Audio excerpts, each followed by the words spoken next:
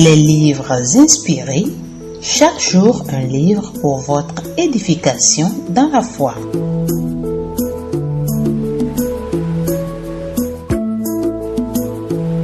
Chers amis de livres inspirés, bienvenue à tous. Ensemble, disons comme le pasteur Benny bonjour Saint-Esprit. Bonjour Saint-Esprit, c'est la phrase qu'il prononçait chaque matin quand il avait 11 ans et qu'il venait de recevoir la visite du Saint-Esprit. Dans notre lecture du livre Bonjour Saint-Esprit, le pasteur Benny dans le numéro précédent, nous racontait comment de Jaffa en Israël, il s'est retrouvé avec sa famille au Canada, à Toronto. À 16 ans, il eut une expérience inoubliable avec les élèves de son école. Alors qu'il venait de faire un rêve où il vit un ange de Dieu le délivrer d'une brume, Benny fut invité par ses amis du collège pour une séance de prière. Ses amis, tous des chrétiens, priaient. D'aucuns priaient en langue. Benny, aussitôt qu'il commença à prier, en répétant sans cesse « Seigneur Jésus, reviens », le Seigneur Jésus lui apparut. Alors, Benny vécut une expérience exceptionnelle, extraordinaire avec le Seigneur. Nous allons aujourd'hui continuer. Nous lisons alors la suite du récit, et ce, à partir du chapitre 3. Chapitre 3 du livre Bonjour Saint-Esprit. Tradition, tradition. Je suis entré dans ma chambre à coucher. Je me dirigeais vers cette énorme Bible noire comme si j'étais attiré par un aimant. C'était la seule Bible dans notre maison. Maman et papa n'en avaient même pas une. Je n'en connaissais pas du tout la provenance, mais elle avait été mienne depuis des lustres. On avait à peine tourné les pages de cette Bible depuis notre arrivée au Canada. Mais maintenant, je priais, Seigneur, il faut que tu m'expliques ce qui s'est passé avec moi aujourd'hui. J'ai ouvert la Bible et j'ai commencé à la dévorer comme un homme affamé à qui on vient de donner un morceau de pain. Le Saint-Esprit devint mon professeur. Je ne l'ai pas su à ce moment-là, mais c'est pourtant ce qui se produisit de façon miraculeuse. Vous voyez, les gosses de la réunion de prière n'avaient pas dit « Bon, voici ce que la Bible dit ». Ils ne m'avaient rien dit. En fait, ils n'avaient aucune idée de ce qui s'était passé durant les dernières 24 heures. Et bien sûr, je n'ai soufflé mot à mes parents. J'ai commencé à lire les évangiles. Je me suis trouvé en train de dire à haute voix, « Jésus, entre dans mon cœur. S'il te plaît, Seigneur Jésus, entre dans mon cœur. » J'ai vu le plan du salut qui se déroulait alors que je lisais verset par verset. J'avais l'impression de n'avoir pas lu la Bible auparavant. Oh, mes amis, c'était vivant. Les mots jaillissaient comme d'un ruisseau et j'y buvais goulûment. À la fin, je me suis endormi vers 3 ou 4 heures du matin dans cet endroit paisible que je n'avais jamais connu auparavant. Sous-thème, membre à part entière. Le jour suivant à l'école, je me suis mis à la recherche de ces fanatiques et je leur dis, je voudrais que vous m'ameniez à votre église. Ils me parlaient de la réunion hebdomadaire qu'ils tenaient entre eux et me demandaient de les accompagner 2 jours plus tard. Ce jeudi soir-là, je me suis retrouvé dans les catacombes. C'était ainsi qu'ils appelaient l'endroit. La réunion ressemblait à celle qu'on avait eue à l'école au cours de la prière du matin. Ces gens avaient les mains levées et louaient le Seigneur. Cette fois-ci cependant, je me suis joint à eux aussitôt. Ils chantaient encore et encore. Jéhovah Jireh, mon pourvoyeur, sa grâce est suffisante pour moi. J'ai aimé cette chanson dès l'instant où je l'ai entendue pour la première fois et je l'ai encore plus aimée lorsque j'ai découvert qu'elle avait été écrite par la femme du pasteur Merla Watson, son mari. Merv était le berger de ce troupeau tout à fait insolite. Les catacombes n'étaient pas une église à proprement parler. Les personnes qui la fréquentaient étaient une foule exubérante de chrétiens qui se rencontraient tous les jeudis soirs à la cathédrale Saint-Paul, une église anglicane du centre de Toronto. C'était la période du mouvement de Jésus où il était en fait plus rapide de sauver les soi-disant hippies que de couper leurs cheveux. En y pensant, cela fait aussi un bon bout de temps que je n'avais pas été chez le coiffeur. Je regardais autour de moi, l'endroit était rempli de gosses de mon âge. Vous auriez dû voir cela. Ils n'arrêtaient pas de sauter, de danser et de faire des bruits joyeux devant le Seigneur. Cela était dur pour moi de croire qu'un endroit comme celui-ci puisse vraiment exister. Mais cette première nuit-là, pourtant, je m'en suis senti membre à part entière.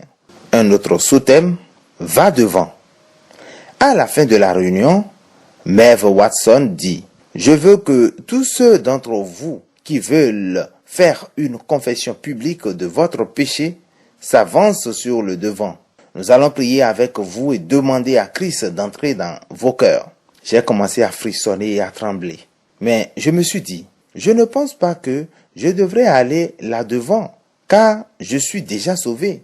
Je savais que le Seigneur avait pris ma vie en charge à 8h moins 5 ce lundi matin. Et nous étions maintenant jeudi. Mais vous avez deviné, en moins de quelques secondes, je me suis retrouvé descendant l'allée centrale aussi rapidement que je pouvais. Je ne savais vraiment pas pourquoi je l'avais fait. Mais quelque chose à l'intérieur me disait, va devant. C'était à ce moment-là, au cours de cette réunion charismatique, devant une église anglicane, que ce bon petit catholique de famille grecque orthodoxe a accepté Christ après une confession publique. J'ai dit Jésus, je te demande d'être le Seigneur de ma vie. On ne pouvait faire aucune comparaison entre la terre sainte et ceci, comme c'est beaucoup mieux d'être où Jésus était que d'être là où il avait l'habitude d'être. Cette nuit-là, lorsque je suis rentré à la maison, j'étais si rempli de la présence du Seigneur que je décidai de dire à ma mère ce qui s'était passé. Je n'ai pas eu le courage d'en parler à mon père. Je murmurais, « Mère, je voudrais que tu partages quelque chose avec moi. Je viens d'être sauvé. » Comme dans un éclair, elle serra fortement ses mâchoires, me fissa durement et dit d'une voix nerveuse, « Sauvé de quoi? Fais-moi confiance. » Je lui dis, « Tu comprendras. » Vendredi matin et durant toute la journée, que ce soit à l'école ou au kiosque, partout où j'allais, une image n'arrêtait pas de se mettre devant moi. Je me voyais en train de prêcher. C'était impensable. Mais je ne pouvais pas me débarrasser de cette vision. Je voyais des foules de personnes. Et là, je me voyais vêtu d'un costume, mes cheveux proprement coupés, en train de prêcher avec fougue. Ce jour-là, je retrouvai Bob, mon mystérieux ami qui avait placardé les murs du kiosque par des versets bibliques. Je lui racontais juste un tout petit peu tout ce qui s'était passé au cours de la semaine et je lui dis que je m'étais même vu en train de prêcher. Bob, lui ai-je dit, cela a été ainsi tout au long de cette journée. Je ne peux pas me débarrasser de cette vision de moi-même en train de prêcher devant d'énormes rassemblements de foules à ciel ouvert, dans les stades, dans les églises, dans les salles de concert. Recommençant à bégayer, je lui ai dit, je vois des gens aussi loin que mes yeux peuvent voir. Je crois que je suis en train de perdre la tête. Qu'est-ce que tu penses que cela puisse bien être? Cela ne peut être qu'une chose, me dit-il. Dieu te prépare pour un grand ministère. Je pense que c'est merveilleux. Chasse. Je n'ai pas eu ce genre d'encouragement chez moi. Bien sûr, je ne pouvais vraiment pas leur dire ce que le Seigneur était en train de faire. La situation était terrible. Humiliation et honte. Toute ma famille commença à me harceler et à me ridiculiser. C'était horrible. Je m'attendais à cette situation de la part de mon père, mais non de ma mère. En grandissant, ma mère m'avait témoigné de beaucoup d'affection. Mes frères et sœurs aussi. Mais maintenant, ils me traitaient de façon dédaigneuse, comme un intrus, quelqu'un qui n'était pas des leurs. Tradition, tradition, dit la chanson dans Fiddler on the Roof, le joueur du violon sur le toit. Si un oriental rompt une tradition, il a commis un péché irrémissible. Et je doute fort que les Occidentaux puissent vraiment comprendre sa gravité, car c'est l'humiliation pour la famille. Et cela, on ne peut le lui pardonner. La famille m'a dit, Béni, tu es en train d'apporter la ruine sur le nom de notre famille. Ils m'ont supplié de ne pas déshonorer leur réputation. Mon père avait été maire et il me l'a rappelé. Le nom de la famille était en jeu. S'il vous plaît, comprenez-moi quand je dis ceci. Mais les Grecs orthodoxes et les personnes des autres grandes églises à dénomination orientale sont peut-être des gens les plus difficiles qui soient pour leur faire accepter qu'être chrétien, c'est avoir une relation personnelle avec Dieu. Lorsque je deviens un chrétien né de nouveau, je deviens en fait une honte pour eux. Pourquoi? Parce qu'ils croient qu'ils sont des authentiques chrétiens, ils ont des documents historiques qui le prouvent, ils sont plus chrétiens que n'importe qui, et cela depuis de longues dates. Mais le problème est là. J'ai été élevé dans cet état d'esprit. Leur foi, c'est beaucoup pour la forme, pour les rites et le dogme, mais il manque l'onction de Dieu. La puissance n'est pas là. Et à cause de cela, ils n'ont pratiquement pas la compréhension de ce que cela veut dire d'entendre du Seigneur ou d'être conduit par le Saint-Esprit. Cela devint évident que si je devais rester dans ma propre famille, je me devais de fermer la porte à toute conversation concernant Christ. Rien cependant ne pouvait étouffer le feu de ma foi nouvellement trouvée. C'était comme une braise rougeoyante qui ne devait jamais s'arrêter de brûler. J'ouvrais ma grosse Bible tôt le matin. Le Saint-Esprit continuait à me révéler la parole. Mais cela ne suffisait pas. Tous les soirs où je pouvais m'échapper de la maison, j'assistais soit à une réunion à l'église, soit à une rencontre de jeunes ou une réunion de prière. Et les jeudis soirs, je me retrouvais dans les catacombes. Je ne peux jamais effacer de ma mémoire le jour où j'ai prononcé le nom de Jésus à la maison. Mon père s'approcha de moi et m'asséna une gifle au visage. J'ai senti la douleur. Non, cette fois-ci, ce n'était pas la même douleur que sur les dalles rocailleuses de Jérusalem. La douleur était d'une nature différente, mais c'était pour ma famille que j'avais ressenti la blessure. Je les aimais tant que j'éprouvais les douleurs de l'agonie pour leur salut. En fait, c'était ma faute. Papa m'avait averti. Il avait dit, si tu prononces le nom de Jésus une seule fois encore, tu regretteras de l'avoir dit. Il avait aboyé cela avec tant de haine, en même temps qu'il menaçait de me chasser de la maison. J'ai commencé à parler du Seigneur à ma petite sœur Marie. Mon père vint de découvrir cela et sa colère s'enflamma une fois encore. Il m'avait interdit de ne plus jamais parler de choses spirituelles à ma sœur. Visite chez le psychiatre. Même mes frères me persécutèrent. Ils m'appelèrent par tous les noms sous les cieux et ajoutaient même certains qui se trouvaient sous la terre. Et cela dura pendant une longue période. Je priais dans ma chambre. Seigneur, est-ce qu'il y aura jamais une fin à cet état de choses? Est-ce qu'ils te connaîtront jamais? J'étais arrivé à un point où je ne pouvais parler à aucun membre de ma famille. Je n'ai pas eu besoin d'aller chercher la définition du mot ostracisme. Il fit venir ma grand-mère par avion d'Israël pour qu'elle me dise que j'étais devenu fou. Elle me dit, « Tu es devenu une gêne pour le nom de notre famille. Est-ce que tu te rends compte un peu de la honte que tu nous causes? » Mon père prit un rendez-vous pour que je voie un psychiatre. Manifestement, papa pensait que j'avais perdu la tête. Et quelles furent les conclusions du médecin? Peut-être que votre fils est en train de passer par certaines épreuves. Il va s'en sortir. La prochaine manœuvre de mon père fut de me trouver un travail qui m'aurait tellement occupé que je n'aurais pas eu du temps pour ce Jésus. Il alla donc voir un de ses amis et lui dit, « Je voudrais que tu trouves un travail pour mon fils béni. » Papa me conduit en voiture chez cet ami et il attendit dans la voiture en me voyant entrer. C'était un des hommes les plus grossiers, les plus brutaux et à l'esprit mesquin que j'avais jamais rencontré. C'était clair que je ne pourrais pas travailler pour une telle personne. Je revins dans la voiture et dis, « Père, je ne pourrai jamais l'avoir comme patron. » En fait, j'ai eu pitié de mon père ce jour-là car il était au bout du rouleau. Il dit, « Béni, Que veux-tu que je fasse pour toi? Dis-moi ce qui se passe. Je ferai tout ce que tu me demanderas si tu voulais tout simplement laisser ton Jésus là. Papa, lui ai-je répondu, tu peux me demander tout ce que tu veux, mais je préférerais mourir que d'abandonner ce que je viens de trouver. Ce fut une scène regrettable. Il se métamorphosa de père bienveillant qu'il voulait être en un étranger sarcastique.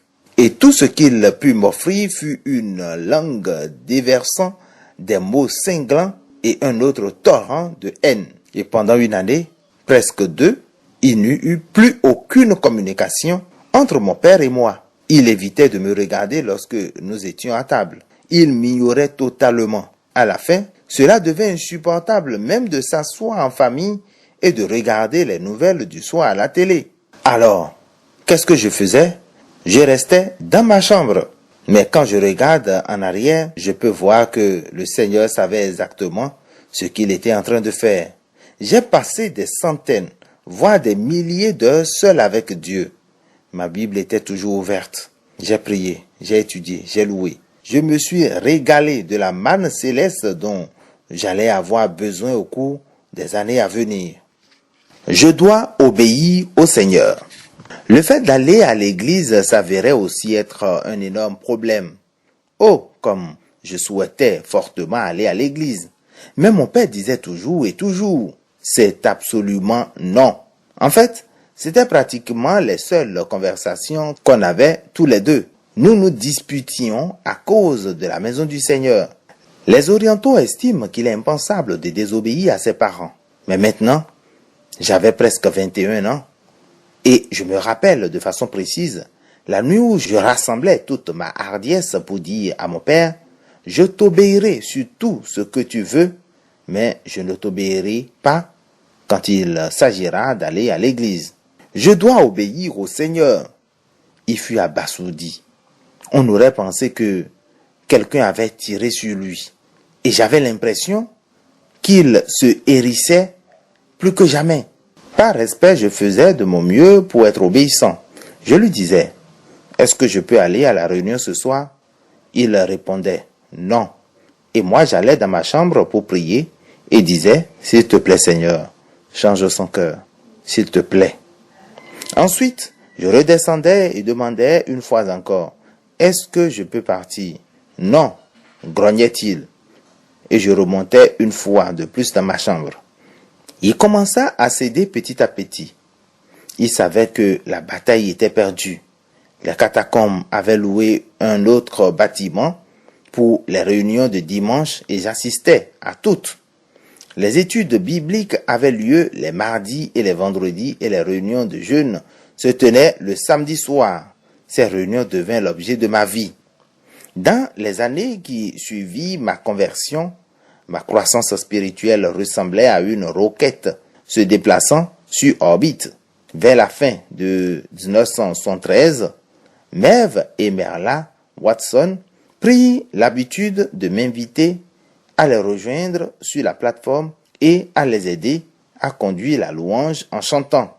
Mais je ne pouvais pas parler en public. Jim Pointer, le pasteur méthodiste libre, rempli de l'esprit, m'avait vu là. Et un jour, il s'arrêta à mon kiosque au centre commercial pour me parler des choses du Seigneur. C'est à cette époque-là qu'il m'invita à l'accompagner à une réunion de Kuhlman à Pittsburgh. Ma rencontre personnelle avec le Saint-Esprit après cette réunion fut impressionnante. Mais cela prit quelques jours avant que je ne réalise l'étendue de la révélation de Dieu. J'ai changé de travail à peu près à la même époque. J'avais accepté le poste d'employé chargé du classement dans un pensionnat catholique à Toronto. J'étais sûr qu'il avait dû parfois se poser des questions à mon sujet. J'avais un visage toujours souriant parce que je pensais à ce que Dieu faisait dans ma vie. Et dès que mon travail était terminé, je rentrais chez moi, montais en courant à l'étage et je commençais à lui parler. « Oh Saint-Esprit, je suis si heureux d'être de retour et d'être seul avec toi. » Oui, il était toujours avec moi. Aussi ma chambre à coucher devint un endroit très sacré et spécial. Parfois, lorsque je ne travaillais pas, je restais à la maison toute la journée juste pour avoir une communion personnelle avec lui. Qu'est-ce que j'étais en train de faire? J'avais la communion avec l'Esprit. Et lorsque je n'étais pas au travail ou dans ma chambre, j'essayais d'aller à l'église. Mais je ne disais à personne ce que j'étais en train de vivre. Il partait avec moi le matin. Quand je quittais la maison, je sentais en fait quelqu'un à mon côté. Quand je me trouvais dans le bus, il m'arrivait de vouloir absolument commencer à lui parler. Mais je ne voulais pas que les gens pensent que j'étais fou. Parfois même, il m'arrivait de lui murmurer des choses alors que je travaillais. Il était mon compagnon à l'heure du déjeuner. Mais jour après jour, quand je rentrais à la maison, je montais les marches 4 à 4 pour aller à l'étage. Je fermais la porte de ma chambre et disais, maintenant, nous sommes seuls. Et mon voyage spirituel continuait. Le voyage spirituel du pasteur Benny Hinn continue. Nous sommes en train de lire donc le livre Bonjour Saint-Esprit et pour ce numéro, nous allons nous arrêter là. Le pasteur Benny Hinn vient donc de nous parler de sa vie, de comment est-ce qu'il a commencé véritablement, comment est-ce qu'il a donné sa vie au Seigneur, comment est-ce que la persécution avec sa famille a commencé. Nous allons poursuivre la lecture de ce livre dans notre prochain numéro. Merci de nous avoir suivis.